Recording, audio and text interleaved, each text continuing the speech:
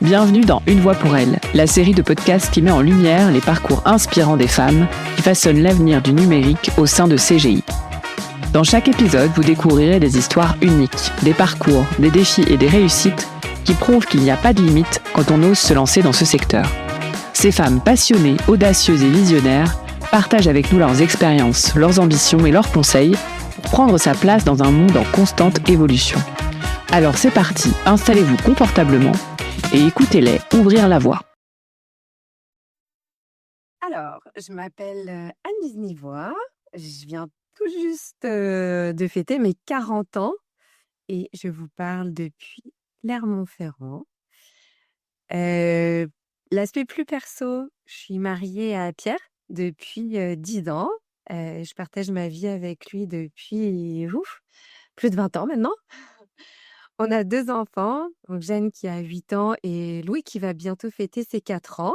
Donc ça bouge pas mal à la maison. Je fais cette petite aparté perso parce que c'est aussi ce qui me définit en tant que personne. Et puis sinon, sur le côté plus professionnel, je suis consultante senior chez CGI depuis un petit peu plus de 2 ans et demi. Et en ce moment, je suis en parcours pour devenir directrice conseil experte. Donc c'est vraiment un nouveau défi que je prépare activement et passionnément. Et puis mon expertise principale, c'est le pilotage de la qualité et des tests. Aujourd'hui, j'ai un rôle de QA lead sur un programme hyper intéressant. On développe un outil d'inspection de véhicules pour un grand manufacturier français de pneumatiques, pour ne pas en dire plus. Et avant cette aventure chez CGI, j'ai passé les 15 premières années de ma carrière en Amérique du Nord. Une expérience qui m'a énormément apporté, que ce soit sur le plan pro ou sur le plan perso. Et je vais vous laisser découvrir les questions par la suite. Et je crois que ça a vraiment façonné la façon dont je travaille et dont je vois les projets aujourd'hui. Alors, on va revenir sur ta vie de l'autre côté de l'océan dans un second temps, mais d'abord, est-ce que tu peux nous dire un peu plus ce que ça veut dire QA Lead et sur ton rôle? Oui, alors mon rôle, c'est de m'assurer de la qualité de la solution qu'on est en train de développer. Concrètement, au quotidien, je passe en revue les fonctionnalités, je vérifie que les critères qui les définissent sont bien clairs, que les tests qu'on va devoir réaliser sont suffisamment détaillés et surtout qu'ils soient cohérents. Tout ça pour m'assurer qu'au final, ce qu'on livre correspond bien aux besoins métiers exprimés et que ça fonctionne vraiment sur le terrain pour les utilisateurs. Dans notre projet, on a d'ailleurs eu la visite d'un haut dirigeant de l'organisation et il nous a répété tout au long de sa visite « Make sure the ring fits the finger ». Et c'est vraiment ça que moi qui me tient beaucoup à cœur, c'est vraiment de m'assurer que la solution, elle corresponde à nos utilisateurs. Et donc pour m'aider dans cette mission, je m'appuie sur ce qu'on appelle les normes ISTQB. Donc c'est l'International Software Testing Qualification Board. Et ça, c'est un comité international qui délivre des certifications en tests logiciels et qui sont reconnues dans le monde entier. D'ailleurs, j'ai passé une de ces certifications au début de ma mission chez ce grand manufacturier de pneumatiques et ça m'a permis d'acquérir un vocabulaire spécifique au monde du test et aussi de me former sur la manière d'organiser les sessions de test et surtout de les structurer dans le bon ordre. Alors, pour être tout à fait honnête, quand j'ai commencé dans le monde du test, je trouvais que ça avait l'air super ringard. Je m'imaginais dans un sous-sol avec des grosses lunettes, entourée d'écrans remplis de lignes de code que je comprenais absolument pas. Et puis, j'ai eu la chance de participer à la JFTL, qui est la Journée française des tests logiciels. Donc, c'est une grande conférence sur les tests logiciels. Et là-bas, j'ai découvert que le serious game pouvait se marier à merveille avec les activités de testing. J'ai participé à un atelier Lego sur la sensibilisation aux tests logiciels. Et là, je suis littéralement tombée en amour avec, comme on dit au Québec. Donc, de retour chez ce grand fabricant de pneumatiques auvergnat, je me suis procuré une boîte de Lego, j'ai adapté l'atelier à leur réalité métier, j'ai trouvé quelques volontaires et c'était lancé.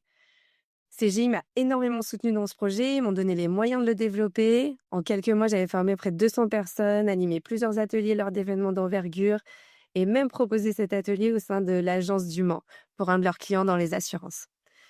Ce que je veux montrer à travers cette histoire, c'est qu'une mission, c'est aussi ce qu'on y met soi-même. À la base, j'étais pas passionnée du tout par le test logiciel. Ce que j'ai adoré, c'est ce que j'ai pu construire autour. Mobiliser mes compétences en facilitation, en design thinking. D'ailleurs, je suis certifiée. Et surtout, aider les équipes à bien travailler ensemble. J'aime organiser, planifier, anticiper. Et tout ça, c'est essentiel dans le métier de test lead. Donc, si un jour on vous propose une mission qui ne correspond pas à 100% à ce que vous aviez en tête, dites-vous que c'est peut-être une belle opportunité de sortir de votre zone de confort et de relever de nouveaux défis. Alors maintenant, revenons à ce qui s'est passé avant, cette expérience en France et on l'a entendu dans ta voix, hein. On sent que, voilà, il y a eu un passage au niveau, international et que ton accent anglais est parfait. Donc est-ce que tu peux nous en dire un peu plus? Alors, c'est une longue histoire.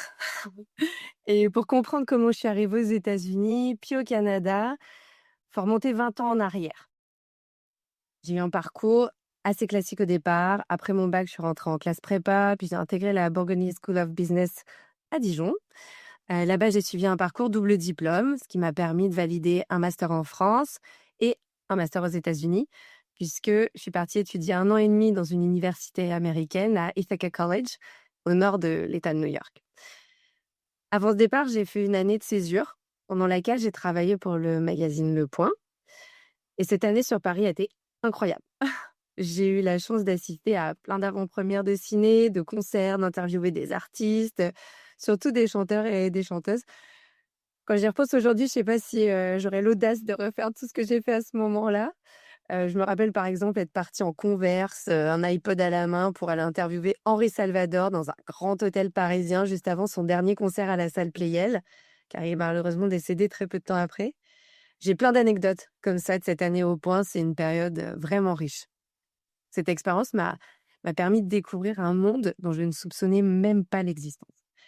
Et tout au long de ma vie, en fait, je me suis toujours nourrie de nouvelles expériences, de rencontres, et j'ai toujours beaucoup écouté mon instinct. Ça peut paraître un peu bateau de dire ça, mais souvent les décisions qui nous semblent les plus évidentes sont les meilleures. C'est comme ça que j'ai décroché ce stage en journalisme au Point, alors que mon précédent stage était en événementiel sportif chez Decathlon. Absolument rien à voir. Parce que moi, à la base, je suis assez sportive et je pensais vraiment me lancer dans l'événementiel sportif. Mais il fallait beaucoup de contacts et les débouchés étaient pas si nombreux à l'époque, donc j'ai laissé ça de côté. Donc je termine cette année de césure et quelques mois avant de partir à l'étranger, je reçois mon affectation. Et là, surprise, je suis affectée à une université suédoise. Donc mon copain de l'époque, qui est devenu mon mari depuis, lui, il est affecté à Virginia Tech, aux États-Unis. Donc là, pendant 2 jours, on fait des plans sur comment on va se voir. Moi qui reste en Europe, lui qui part aux États-Unis. Bon, on voit comment organiser cette nouvelle vie. Et là, un après-midi, je reçois un appel. La responsable du programme double diplôme m'explique que l'étudiante qui devait partir à Ithaca College, finalement, elle se désiste et que j'ai jusqu'au lendemain pour dire si je prends sa place. Évidemment, j'ai pas réfléchi bien longtemps, d'autant que les programmes américains nous permettaient de rester plus longtemps. Donc 18 mois pour moi et 24 mois pour mon mari qui est parti lui en MBA, donc c'était vraiment une incroyable opportunité. Donc on est arrivé aux États-Unis en août 2008, juste avant l'élection de Barack Obama, ce serait peut-être pas la même aujourd'hui. Et donc après notre diplôme, on a enchaîné sur une année de travail. Moi, j'ai eu la chance de travailler donc pour Schneider Electric dans le Rhode Island, grâce à un ancien élève de mon école de commerce qui était devenu PDG là-bas et qui m'a recommandé. Encore un bel exemple de comment j'ai suivi mon instinct et les opportunités. Et ensuite, mon mari, lui, il a intégré l'Alliance française à Boston. Moi, j'ai dû quitter les États-Unis pour des raisons purement d'immigration. Et plutôt que de mettre un océan entre nous, je suis montée à Montréal, qu'on connaissait déjà.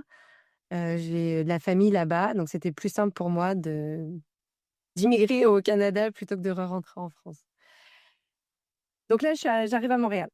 Je me suis tout de suite lancée dans la recherche d'un travail, networking, événements, chambre de commerce française, j'ai vraiment tout fait pour y arriver. Et au bout de 2 mois, un peu lassée, je décide de rentrer en France. Je prends un billet, je loue une voiture pour aller à Boston retrouver mon mari. Hop, c'est parti, je rentre en France.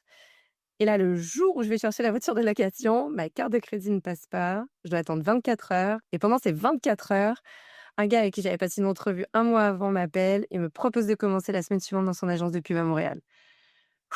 Donc, de nouveau, changement de plan à la dernière minute. Et en fait, c'est comme ça que je suis restée les 11 années qui ont suivi à Montréal. Donc, 1 an plus tard, mon mari m'a rejoint. Entre-temps, je travaillais pour une start-up que j'ai quittée 1 mois après son arrivée. 3 semaines plus tard, je rejoignais une agence de marketing web où je suis restée 8 ans. J'ai gravi les échelons jusqu'à gérer une équipe et le plus gros client de l'agence, la Banque nationale du Canada.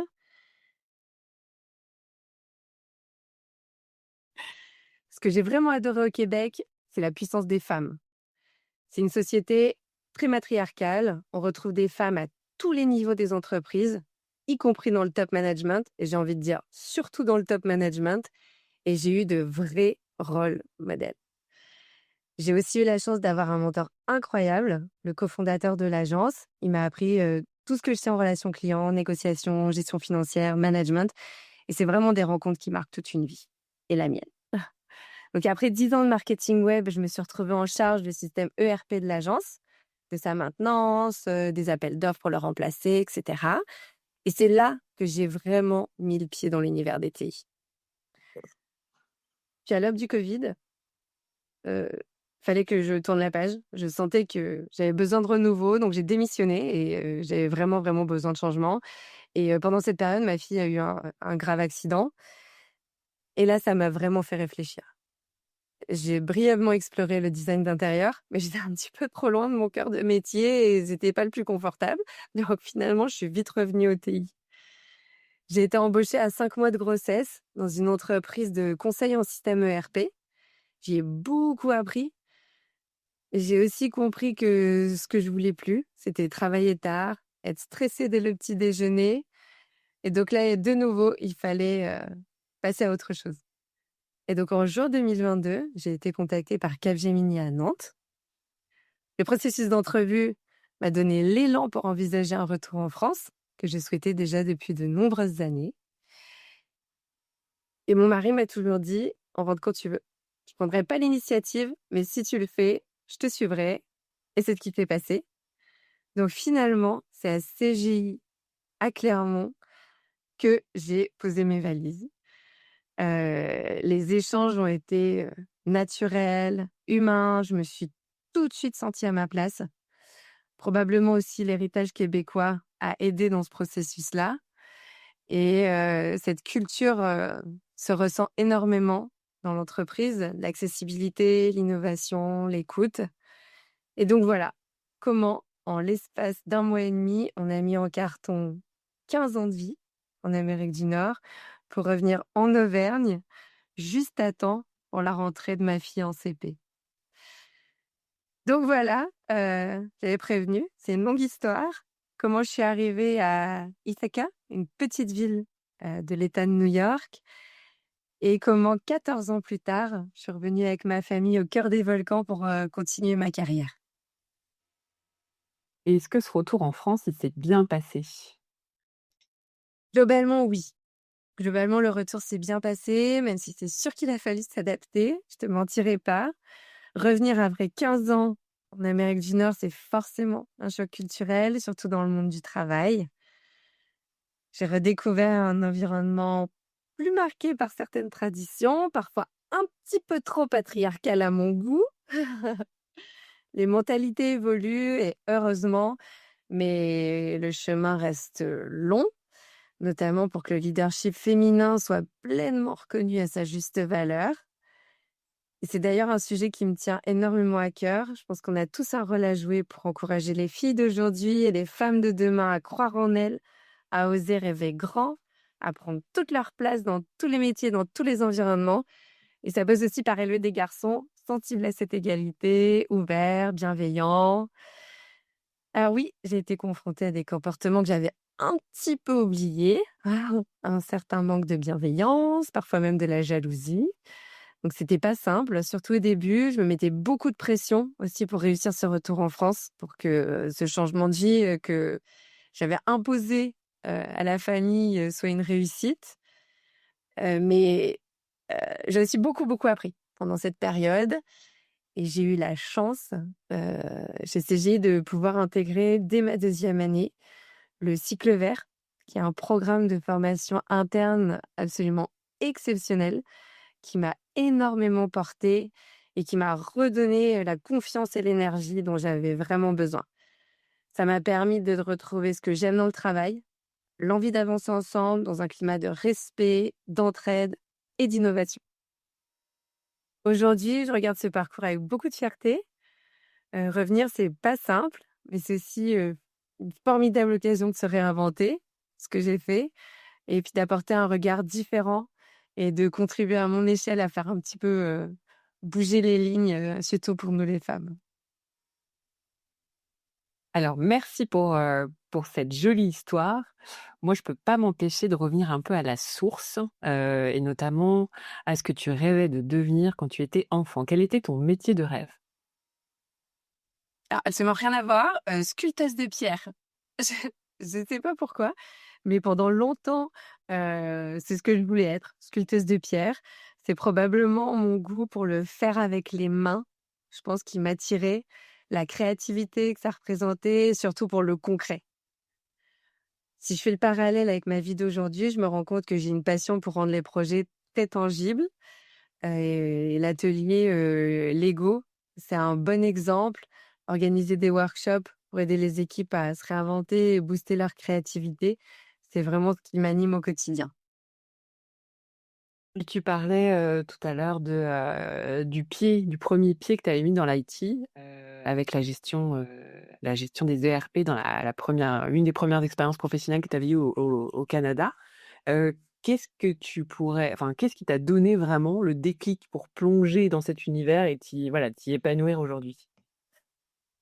Je crois qu'à chaque fois, en fait, ça a été vraiment une question d'opportunités qui sont offertes à moi, et c'est ce qui m'a vraiment le plus guidée avec, toujours cette idée de suivre mon instinct. En fait, j'ai jamais eu peur de me réinventer, de me remettre en question, d'explorer des terrains nouveaux. Ça m'a jamais fait peur. Je connaissais rien du tout au monde des tests, ni de la supply chain. Et en 2 ans, j'ai réussi à bâtir une solide expertise dans les tests et rouler des campagnes de tests avec des utilisateurs finaux en utilisant des schémas d'architecture complexes de systèmes. Donc, vraiment, je me suis jamais laissée impressionner par des missions qui fitaient pas forcément pour moi au premier abord. Et dans tes projets, est-ce qu'il y en a un parmi d'autres qui te rend particulièrement fière, aujourd'hui? Alors c'est sûr que d'un point de vue professionnel, si je regarde un petit peu ce que j'ai accompli là depuis que je suis rentrée, chez CGI, le projet dont je suis vraiment la plus fière depuis mon retour, c'est clairement le projet du Serious Game, avec les Lego. J'ai pris beaucoup de plaisir à le développer en l'adaptant au contexte des différentes équipes, que ce soit par exemple pour le grand manufacturier de pneus ou encore, pour une entreprise, qui vendait des assurances vie. En fait, ça catalyse, tout ce qui me fait vibrer, mon goût pour la pédagogie, surtout les façons d'apprendre un petit peu qui sortent du cadre, et ma capacité à amener de la nouveauté et du plaisir dans des métiers qui sont parfois perçus un petit peu trop, techniques. Étant donné que je suis pas une personne technique, ça me permet d'amener des façons de voir les choses différemment. Et la place des femmes dans le numérique, qu'est-ce qu'on en dit aujourd'hui? Ça évolue selon toi et si oui, dans quelle direction? Ouf! Alors pour moi, cette question, elle va, au-delà du numérique. C'est vraiment celle de la place des femmes, notamment des mères, dans le monde professionnel et dans la société en général. En venant d'Amérique du Nord et plus précisément du Québec, je peux vous dire que j'ai vu une sacrée différence culturelle. Là-bas, les modèles féminins inspirants sont nombreux, vite assumés. C'est une vraie source d'inspiration et de motivation. Chez CGI en France, on a cette chance aussi. On a Caroline de Grandmaison qui est notre présidente, et c'est une femme puissante, inspirante et pleinement engagée. J'ai eu l'occasion de la rencontrer et je trouve essentiel qu'on continue à valoriser ces rôles modèles dans notre quotidien. À l'échelle mondiale, on a Julie Godin qui a repris le flambeau de son père, Serge, et elle incarne cette même volonté de mettre en lumière la contribution des femmes dans les métiers du conseil et des technologies, et elle porte vraiment une vision, forte et engagée. Alors oui, j'allais te dire les mentalités évoluent, mais il reste du chemin à parcourir et il faut continuer à faire avancer les choses concrètement dans le quotidien. Donc chez CGI, par exemple, on organise l'événement Daughter at Work. Donc c'est une journée où chaque collaboratrice va pouvoir venir avec ses filles, ses nièces, pour leur faire découvrir les métiers du numérique de manière ludique. Et l'idée, c'est vraiment de leur dire, tu peux tout faire, tu n'as aucune limite, même pas celle que les autres vont te mettre. Donc vas-y, fonce. Et on va aussi beaucoup sur le terrain, dans les écoles, les collèges, les forums métiers. En fait, il y a pas de petites actions quand il s'agit d'ouvrir le champ des possibles aux plus jeunes, surtout aux filles. Et je voudrais aussi citer notre expérience qui m'a profondément marquée. J'ai participé au défi 100 jours de l'EFEA, qui est une initiative québécoise créée par Isabelle Hudon pour propulser l'ambition féminine. Et ce qui m'a touchée vraiment, c'est la sincérité des échanges. On y entend des parcours vrais, sans vernis, et dans lesquels on peut vraiment se reconnaître. Et ça nourrit, ça donne envie d'oser, et ça, c'est vraiment précieux. Et CGI nous offre vraiment ce terrain-là. Donc, je me sens chanceuse d'y participer. Alors toi, tu es sur ce terrain-là, tu as de la chance d'être dans cet environnement. Qu'est-ce que tu dirais aux jeunes femmes, aux femmes qui hésitent encore à franchir le pas vers le numérique? Une bonne question. En fait, je leur dirais simplement, faites-vous confiance. Je sais que ça paraît très cliché, mais c'est profondément vrai. Faut pas laisser le doute ou la peur s'immiscer. Il faut pas avoir peur d'être légitime dans une ambition, dans une envie.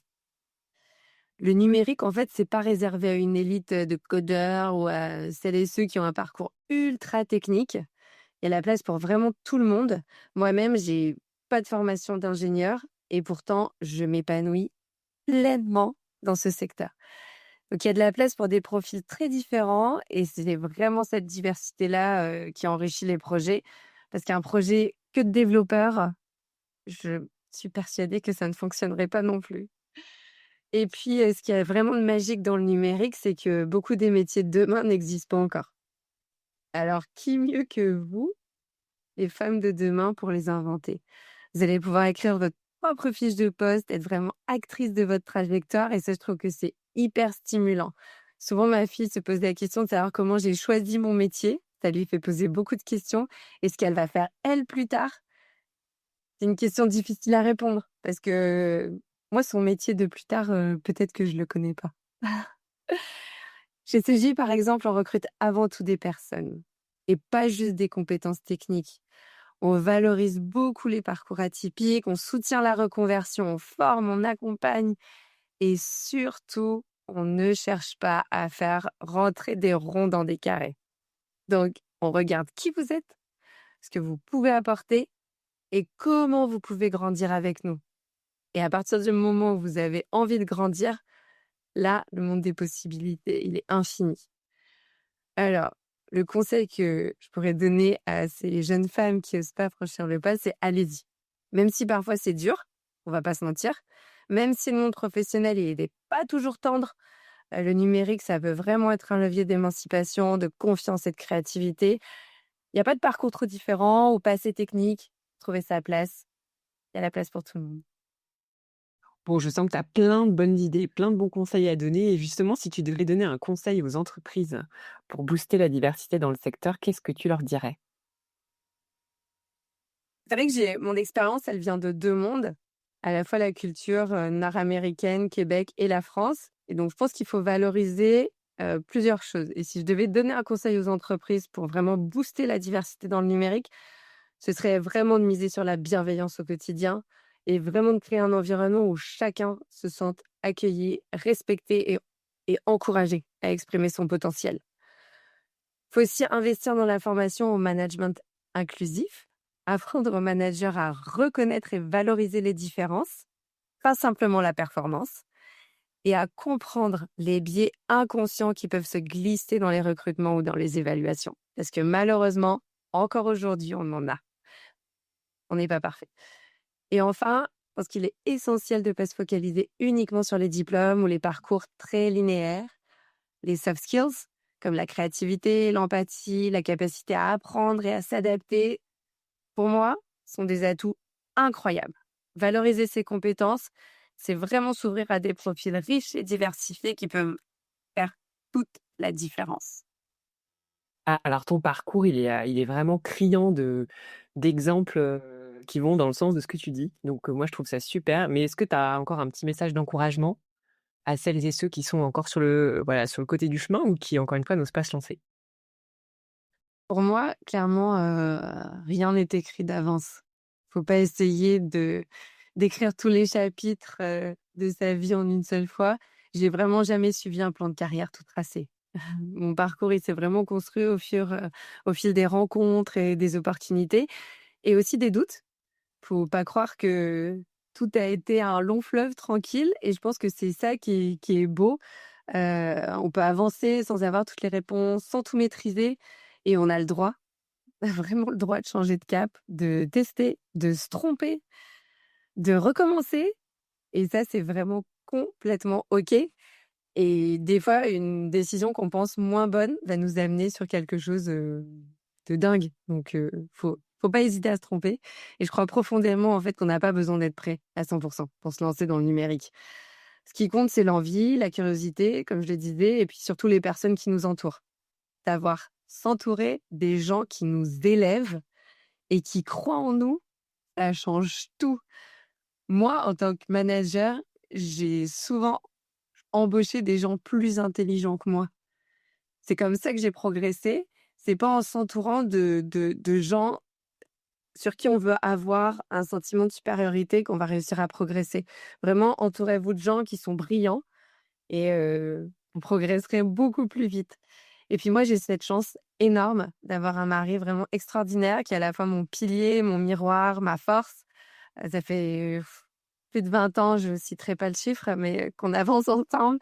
Et je crois que son regard et son soutien, tout son amour m'aident chaque jour vraiment à devenir la femme que j'ai envie d'être. Et pour moi, pour mes enfants et puis pour lui aussi. Donc encore une fois, entourez-vous bien. Mon mantra, c'est vraiment de faire de moi mon plus beau cahier de brouillon. J'aime vraiment l'idée qu'on a le droit d'essayer, de raturer, de recommencer toute sa vie. Moi d'ailleurs, je me fais accompagner par une thérapeute. Je lis beaucoup, j'écoute énormément de podcasts et je me dis que si j'apprends une nouvelle chose par jour, alors j'ai accompli ma mission et je crois qu'il y a rien de plus fort que cette volonté-là, en fait, celle de devenir chaque jour une meilleure version de moi-même. Est-ce que tu peux partager avec nous, la chose la plus imprévue ou le plus grand imprévu que tu aies pu rencontrer dans ta carrière? Et il y en a eu. Il y en a eu quand même pas mal, mais je dirais qu'il y en a 2 qui sont assez majeurs et qui ont forcément profondément marqué ma trajectoire. Le premier, en fait, c'est le moment où on a dû quitter les États-Unis pour des raisons d'immigration. C'était pas prévu, c'était absolument pas souhaité. On se plaisait beaucoup là-bas, on avait construit toute notre vie, tout un équilibre, toute une routine et vraiment beaucoup de repères. Et en fait, du jour au lendemain, il a fallu tout repenser, tout recommencer, ça a été un coup dur, personnellement un vrai coup dur. Mais voilà, c'est aussi, un tournant et ça nous a forcés à sortir de notre zone de confort, clairement. Le deuxième, c'est, beaucoup plus personnel, ça a été l'accident de ma fille. Elle a été gravement brûlée et donc c'est un événement qui forcément a tout remis en perspective, qui m'a vraiment poussée à revoir mes priorités, à ralentir, à écouter différemment, puis à prendre soin de l'essentiel et pour de vrai. Ce que je retiens en fait de ces 2 moments, c'est pas forcément la douleur ou la difficulté, mais c'est la résilience, surtout quand on voit la résilience dont les enfants peuvent faire preuve, ça donne des grandes leçons aux adultes et puis c'est cette capacité aussi avec mon mari à se dire souvent alors on a le droit, on se décourage, mais surtout on se recourage. Un mot qui n'existe pas du tout, mais c'est ce qu'on dit souvent. Et c'est vrai, en fait. C'est un peu naïf, c'est un peu niaiseux, mais c'est ce qui nous tient debout parce qu'on a le droit de plier et on a le droit de plier, c'est correct, mais on n'a pas le droit de rompre. C'est pas possible. Donc on a le droit de douter, pareil, mais toujours pas de renoncer. On renonce pas et on avance. Et puis voilà, ces épreuves-là, de toute façon, comme je disais avant, rien n'est écrit d'avance, on les choisit pas. mais elles vont aussi nous forger. Et c'est ce qui permet aussi, c'est ce qui m'a permis de me recentrer, de rebondir et surtout vraiment de continuer à avancer encore avec encore plus de conscience et d'envie, clairement. Si tu avais un message pardon à la petite toi, à la petite Annelise là, qu'est-ce que tu lui dirais? Finalement, c'est toi ma thérapeute, Lorraine. Alors, je dirais, fais-toi confiance, ne te compare pas. La comparaison, c'est terrible dans un cœur de petite fille. Continue à suivre ton instinct et c'est clairement ta meilleure boussole. J'aime beaucoup cette petite aparté et Meggy, elle disait la même chose, je crois. Le côté, faut pas se comparer, ça sert à rien.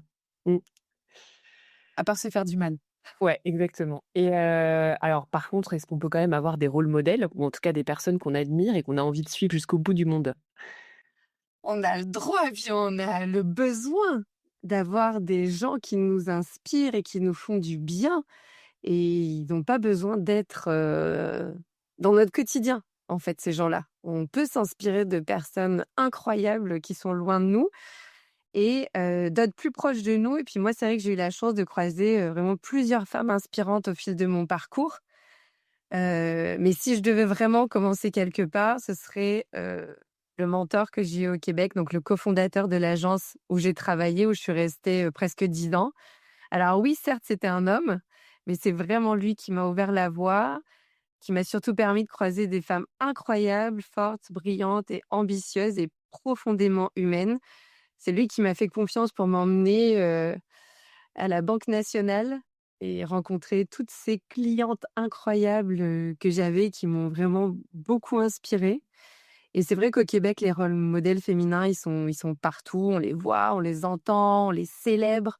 Il y a même eu une première ministre, québécoise et donc elles occupent des postes vraiment à responsabilité. Elles prennent la parole et puis surtout, elles ont pas peur de s'affirmer, d'affirmer leur vision et quand on baigne dans un environnement comme ça, forcément, ça inspire, ça bouscule aussi un petit peu et ça construit.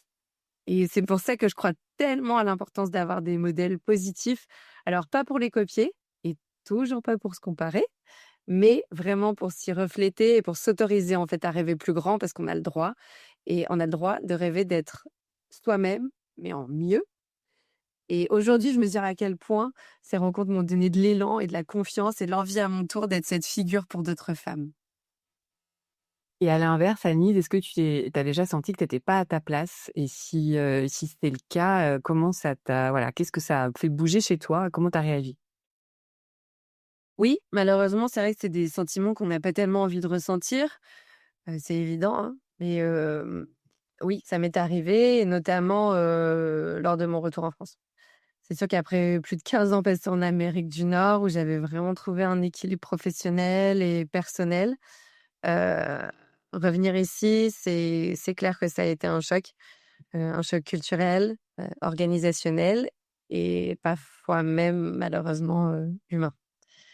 Je me suis retrouvée face à des comportements, des manières de fonctionner, des regards dans lesquels je me reconnaissais pas du tout et je me suis demandé: «OK, qu'est-ce que je fais là? Est-ce que j'ai fait le bon choix? Est-ce que tout ce changement valait vraiment la peine?» Et voilà, ce sentiment de pas être à ma place, j'ai pas voulu le laisser m'enfermer et surtout j'ai pas voulu qu'il définisse, en fait, ce que je pouvais ou non accomplir et c'est là que je tire une certaine fierté de se dire: «Bah, ce sentiment-là, il va pas faire partie de moi». Donc j'ai choisi de retrouver mon énergie et ma confiance ailleurs, dans des projets qui ont vraiment eu du sens pour moi, dans le cycle vert. Le programme de formation interne dont je parlais tout à l'heure, qui m'a reconnectée à ce que j'aimais vraiment faire et j'ai été entourée de personnes, absolument exceptionnelles dans l'entreprise qui continuent encore aujourd'hui à me porter et à nous porter, nous, petits, groupes de 12 personnes, on a vécu des choses tellement fortes ensemble que ce lien-là, ce fil invisible qui nous relie, il est vraiment là. Et dans ma famille aussi, mon mari, ça a toujours été mon ancrage Et c'est vraiment les petites victoires aussi du quotidien qui, tu te raccroches et ça te redonne foi un peu en l'humanité et au parcours que tu as choisi. Donc je crois que se sentir déplacé parfois, c'est aussi un signe qu'on est en train de grandir. On dit souvent: «Il faut sortir de votre zone de confort». J'aime Je suis pas toujours à l'aise avec ce statement-là, mais c'est ce qui parfois aussi permet de grandir et d'apprendre. Et le tout, en fait, c'est pas de rester seul avec ce sentiment, parce que c'est vraiment là ce qui ronge le plus, mais d'en parler, de se reconnecter à ce qui nous élève et puis de pas perdre de vue qui on est et s'il faut être accompagné. Et être une femme, est-ce que au contraire, ça peut être un atout dans l'univers dans lequel on évolue? C'est toujours un atout d'être une femme, j'ai envie de te dire. Pas juste dans notre univers, mais oui, clairement. Être une femme, c'est sûr que c'est un atout et puis, on n'est pas contre quelqu'un ou à la place de quelqu'un. On est là vraiment pour s'enrichir en tant que personne. Et je pense qu'on porte souvent un regard différent sur les projets. On amène une autre forme d'intelligence émotionnelle, de vision et ça va super bien compléter d'autres approches plus analytiques ou plus directes. Puis c'est pas une question de mieux ou de moins bien au final. C'est vraiment juste une question de diversité des regards. Il faut que cette diversité soit acceptée aussi dans les 2 sens. La femme qui apporte son regard, accepté par l'homme, puis l'homme qui apporte son regard accepté par la femme. On n'est pas l'un contre l'autre, mais vraiment bien ensemble. Donc oui, pour moi, c'est clair que d'être une femme dans le numérique, c'est un atout. Et puis, plus largement, en fait, c'est vraiment quand on mélange toutes ces énergies féminines, masculines et puis toutes les nuances qu'il y a entre ça. Et pour ceux qui rentrent pas forcément dans des cases, on crée vraiment des choses puissantes ensemble. Allez, dernière question, Annelise. Est-ce qu'il y a des idées reçues qui ont été, enfin, est-ce qu'il y a des idées reçues qui ont été faciles à déjouer, ou à contrer pour toi? Ah, celle-là, je l'aime. Celle-là, j'aime vraiment beaucoup cette question. Alors, c'est sûr que je dirais sans hésiter l'idée reçue selon laquelle le test logiciel, c'est une activité ennuyeuse, très cadrée, très stéréotypée. Des fois, quand j'arrive en réunion moi-même, je dis oui, je suis le party pooper de la réunion parce que c'est vrai que un peu la 5e roue du carrosse dans les projets IT, hein, les tests, c'est pas forcément ce qu'on aime faire. Et puis, en fait, j'ai pris vraiment un malin plaisir à déconstruire cette idée-là. J'ai mis ma patte, ma créativité, j'ai proposé des approches totalement nouvelles en intégrant les jeux, notamment les Lego avec le Serious Game. Et tout d'un coup, les gens ont vu le test logiciel autrement. C'est devenu un vrai levier d'intelligence collective, de communication, de team building aussi et de plaisir au final. Donc ça, c'est le message en fait. On peut casser les idées reçues en apportant sa propre touche, en osant faire un pas de côté. Rien n'est figé, rien n'est écrit. Je pense que vous avez compris le message, hein. Surtout pas dans le numérique et puis on peut vraiment transformer une perception avec un petit peu d'audace et par contre beaucoup de conviction. C'est la fin de cet épisode. Si vous l'avez apprécié, n'hésitez pas à le partager et restez connectés. On se retrouve très vite pour un nouvel épisode d'Une voix pour elle.